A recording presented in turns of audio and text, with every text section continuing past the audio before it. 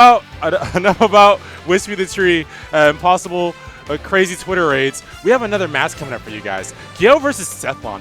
Okay, so Sethlon is DFW's Roy main. He is Roy's our boy here in DFW, if you guys didn't know. He has been working from the ground up to make Roy an amazing character like he saw it was when he first touched him. So I love how much progression his Roy has seen in these weeks. Excessive progression. But unfortunately, we won't be seeing Gio's main of the Rob because he's told me he's going all villager. I don't know what the situation is here. Gio pointed at the screen and said, I think maybe tag or something like that. I don't know. I think it's the tag. But Gio said he was going all villager for this whole tournament.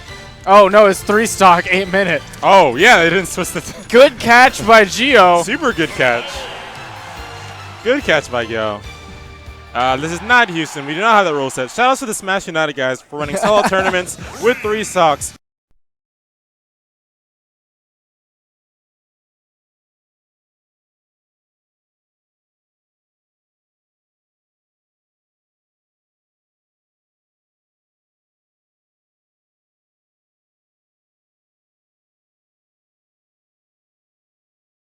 Villager having to multiple disjoints known as literally every Smash Attack the Villager has. Yep. So I feel like it's going to be a battle for Roy to get in, but I also feel like once he does get in, the punish opportunities are so great that the climb uphill would be worth it. I definitely feel like that's 100% true. It's also worth noting that Villager's edgeguard game is nuts, and Roy is a character that can get gimped pretty reliably.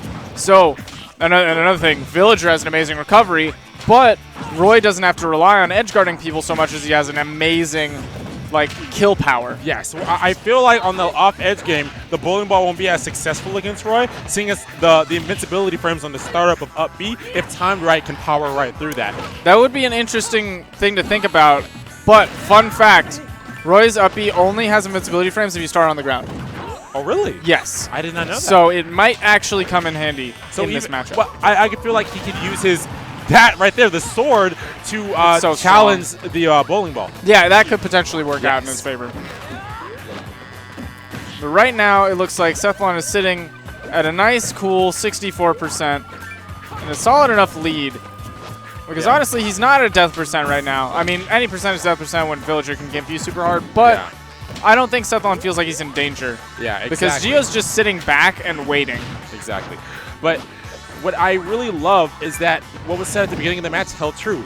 Once Sethlon was able to get in and get his confirms into his kill setups, he took that stock in under 2 minutes. Oh, yeah. So I really love how his Roy, like I said, he's been working on it since day one, since Roy was released, and he has come so far, and I really love how it's showing, having taken off Villager's first stock already and still not losing his own. See there, he did go for the bowling ball, but he misspaced it. Ooh, good turnips.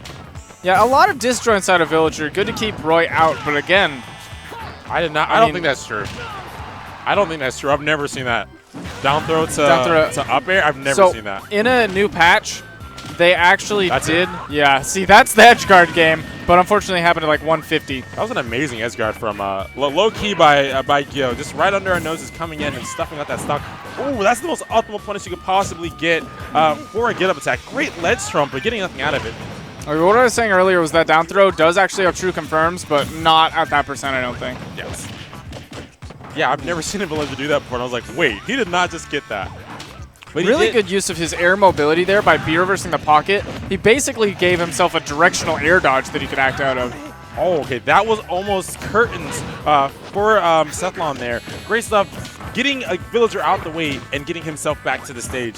Right now, he needs to keep himself on the stage and steal the stock, because I feel like one more off-stage interaction, and that could be his stock, even with the percent advantage that he's at right now. Gio definitely wants to take his time and keep Sethlon out, but he does have to notice that there's time running out on the clock. I mean, we still have plenty of time. It's 2.5 minutes, but if he gets too patient, that might pose a problem, because Sethlon is definitely one of those players who's willing to sit and wait. Yes, definitely. Sethlon as the player is able to sit and wait, but I feel like Roy as the character is not that great at playing the stall wait game, while the Villager is. So all Gil needs to do here is rack up percent, and so he's finally at comfortable percents where he can take off that stock from from Sethlon, right, in the previous match. Ooh, good down tilt. First we've seen of it this whole set, I think. I love how he opted to recover high there, negating the possible less and that up B. Oh, and then but he lives. That's not it. Whoa, I thought that was going to kill. Same, honestly. That was insane. Villager being deceptively heavier than both of us thought. That, or it could be stale. Possibly. I don't think so. Or just didn't get like the most knockback hit. Not really sure how the. Regardless, Villager's alive at 150 with Roy at a solid 100 himself. Honestly, both stocks can go right now. A well-placed back air from the Villager, or Roy finally sealing that up B. I'm not really sure what confirms that this percent either of the characters have. I feel like it's going to be solely based on really. That was exactly what Gio was looking for, but Roy was able to make it back regardless. Okay. Oh my goodness. Such dangerous percents here. Both pairs looking for that kill option, slowly waiting it out, trying to find their way in. I love how Sethlon's approaching right now. Oh, is that going to be it? That is going to be it. The missed up B attempt gets punished by the back throw from the Villager. Wow, that was a really close match. I love how Gio worked his way back. He was at the deficit, and he slowly worked his way back by racking up that small percentage and then finally sealing the stock. Once it got to that, he finally got that great read that he needed. You know, and at that percent, actually pretty much any one of Roy's stronger hits could have taken it. Any of his tilts probably would have been able to take a stock, but he went for that up B, took a little bit of a risk, and it ended up not paying off for him, letting Gio net that back throw. Literally net it with his net. Yes. Literally got the net. Sethlon was a bug. He's like, you know what? I don't want this. Going to throw it away. Oh, great seal pressure from Gil right now. Yeah, he definitely went to Blathers after that match and said, you know, I got a donation for you. Ooh, but good job getting that gyro into the grab because Sethlon wanted to shield it. Yes. Right now, Gil playing really aggressive. Getting in there. Is that? Okay, that was so close. If that Nair had hit, that would have been it. I love the spacing right there from Sethlon. Able to get the fight. Look, the fight. Oh, gosh. Sethlon going way too deep there. Ended up losing his stock. You know, Gio getting really aggressive actually this game as opposed to last game. Yeah. But, and he's riding that gyro to victory. Okay. Okay, so Sethlon playing really smart right here, spacing, you know, Gio out as well as he can. But with a character like Villager, that's not the easiest thing to do. But he's going to want us to take this stock off before he's hitting 70%. If he can do it before 70%, it's still a match that's doable for him. But if he's over 70, Gil's going to be able to rack up that percent and eventually take the stock before Sethlon's able to get his hands in. And right there, jab connecting into the up B, taking that stock, 39% on Sethlon. This is a good position. Yeah, that comeback is definitely capable of happening right now. Only a small percentage lead.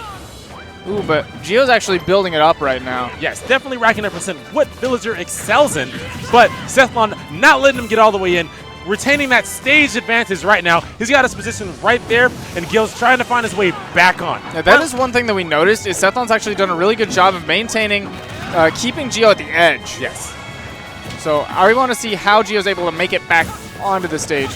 He's using these platforms to try and make it back, but that just ends up putting him in a bad spot below Sethlon, where he gets those up airs and up tilts. Exactly. What Sethlon's not going to want is a situation similar to the last game, where he racked up all his percent, he got Villager to his kill percents, but then Gil was able to sit back, rack up his own, and then finally get the back throw. Sethlon wants to rack up that damage. He's already at the kill percent. If he's able to find his kill option, just like he did in the first stock, he is going to be in a position to take the third game. Or second game, I mean. Right. And she was just kind of chilling by the edge there. Okay. Hey, the Chillager. You got to chill. Ooh, up throw's not going to kill. Just, yeah, I think at 150 or so. Whoa, slingshot right into the gyro.